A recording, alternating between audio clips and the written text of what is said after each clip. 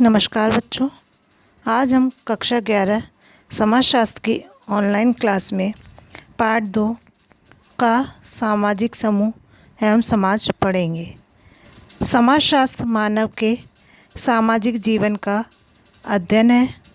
मानवीय जीवन की एक पारिभाषिक विशेषता यह है कि मनुष्य परस्पर अंतःक्रिया करता है, संवाद करता है और सामाजिक सामूहिकता को बनाता है।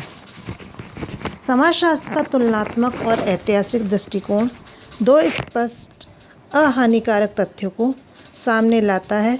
पहला यह है कि प्रत्येक समाज में, चाहे वह प्राचीन या सामंतीय अथवा आधुनिक हो, कह रहे हैं कि प्रत्येक समाज में, चाहे वो प्राचीन हो या सामंतीय अथवा आधुनिक हो, एशियन या यूरोपियन या अफ्रीकन हो, वो तथ्यों को सामने लाते हैं। मानवीय समूह और सामूहिकताएं विद्यमान रहती हैं। दूसरा यह है कि विभिन्न समाजों में समूह और सामूहिकताओं के प्रकार अलग अलग होते हैं।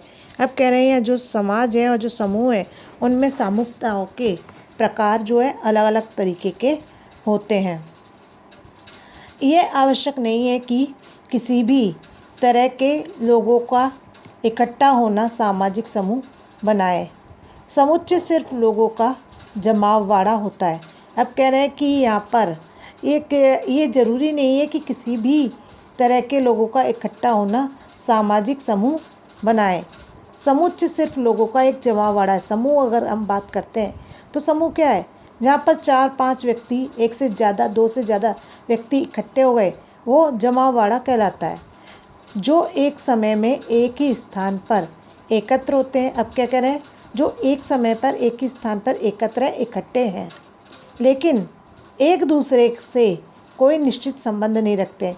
अब अगर हम कहें कि जहाँ पर 2 हैं, 2 से 4 व्यक्ति, 8 व्यक्ति इकट्ठे हैं और वो समूह कहलाएगा, तो वो समूह नहीं, वो व्यक्तियों का जमावड़ा या भीड़ कहलाती है। अब वहीं पर हम बात करते हैं, दूसरे शब्दों में कहा जा रहा है, लेकिन एक दूसरे से कोई निश्चित संबंध नहीं रखते, उनका आपस में कोई निश्चित संबंध नहीं है, तो निश्चित रूप से वो एक जमावड़ा या भीड़ कहलाती है। एक रेलवे स्टेशन या हवाई अड्डे या बस स्टॉप पर प्रतीक्षा करते यात्री या सिनेमा दर्शक समुच्चय के उदाहरण हैं। समुच्चय को अक्सर अर्ध समूहों का नाम दिया जाता है। अब कह रहे हैं जो व्यक्ति, जहाँ पर 2, 4, 6 अगर 2 से अधिक व्यक्ति एकत्र हैं, उनके आपस में कोई निश्चित संबंध है, आपस में वो सामाजिक संबंध रखते हैं, तो वो समाज कहलाता है। लेकिन जहाँ पर कई व्यक्ति इकट्ठे हैं, उनके आपस में कोई सामाजिक संबंध नहीं है, तो वो समूह नहीं कहलाता, वो भीड़ या लोगों का जमावड़ा कहलाता है।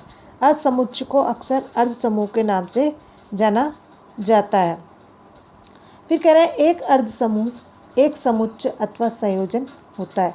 अब क्या कह रहा है? एक अर्ध समूह जो है वो समुच्चय अथवा संयोजन होता है जिसमें संरचना अथवा संगठन की कमी होती है और जिसके सदस्य समूह के अस्तित्व के प्रति अनभिज्ञ या कम जागरूक होते हैं। सामाजिक वर्गों, परिस्थिति समूहों, आयु एवं लिंग समूहों, भीड़ को अर्ध समूह के उदाहरणों के रूप में देखा जा सकता है। जैसा कि ये उदाहरण दर्शाते हैं, अर्ध समूह समय और विशेष परिस्थितियों में सामाजिक समूह बन सकते हैं। उदाहरणार्थ, ये संभव है कि एक विशेष सामाजिक वर्ग या जाति अथवा समुदाय से संबंधित व्यक्ति एक सामूहिक निकाय के रूप में संगठित ना हो। अब कह रहे हैं कि एक विशेष सामाजिक वर्ग या जाति अथवा समुदाय से संबंधित व्यक्ति एक सामाजिक निकाय के रूप में संगठित नहीं हो। फिर आता है उनमें अभी भी हम की भावना आनी बाकी होती है। अब जहाँ पर लोग इकट्ठे हो जाते हैं तो उनमें क्या होता है? हम की भावना नहीं होती है और उनमें आपस में कोई सामाजिक संबंध नहीं होते हैं। परंतु वर्ग और जाति में समय बीतने के साथ साथ राजनीतिक दलों को जन्म दिया जाता है। अब कह रहे हैं जहाँ पर हम बात करते हैं कि उनमें हम की भावना नहीं होती है, परंतु वर्ग और जाति में समय बीतने के साथ साथ राजनीतिक दलों को जन्म दिया जाता है, उसी प्रकार भारत के विभिन्न समुदाय के लोगों ने लंबे उपनिवेश विरोधी संघर्ष के साथ साथ अपनी पहचान एक सामूहिकता और समूह के रूप में विकसित की है। एक राष्ट्र जिसका मिला जुला अतीत और साझा भविष्य है। महिला आंदोलन ने महिलाओं के समूह और संगठनों का विचार सामने रखा। अब कह रहे हैं जहाँ पर महिलाओं के समूह और संगठनों का विचार महिला आंदोलन ने विचार रखा। ये सभी उदाहरण इस बात की तरफ ध्यान खींचती हैं कि किस प्रकार सामाजिक समूह उभरते हैं, परिवर्तित होते हैं और संशोधित होते हैं। यह एक सामाजिक समूह में कम से कम निम्न विशेषताएं होनी चाहिए।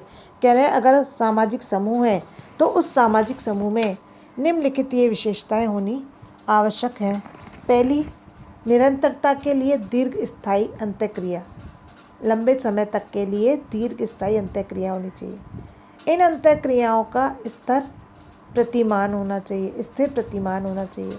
फिर अन्य सदस्यों के साथ एक सी पहचान बनाने के लिए अपनत्व की भावना, यानी कि जो दूसरों सदस्य हैं उन दूसरे सदस्यों के साथ एक जैसी पहचान, एक जैसी इमेज बनाने के लिए, अर्थात जानकारी करने के लिए ये प्रत्येक व्यक्ति के प्रति और इसके नियमों, अनुष्ठानों और प्रतीकों के प्रति सचेत हों।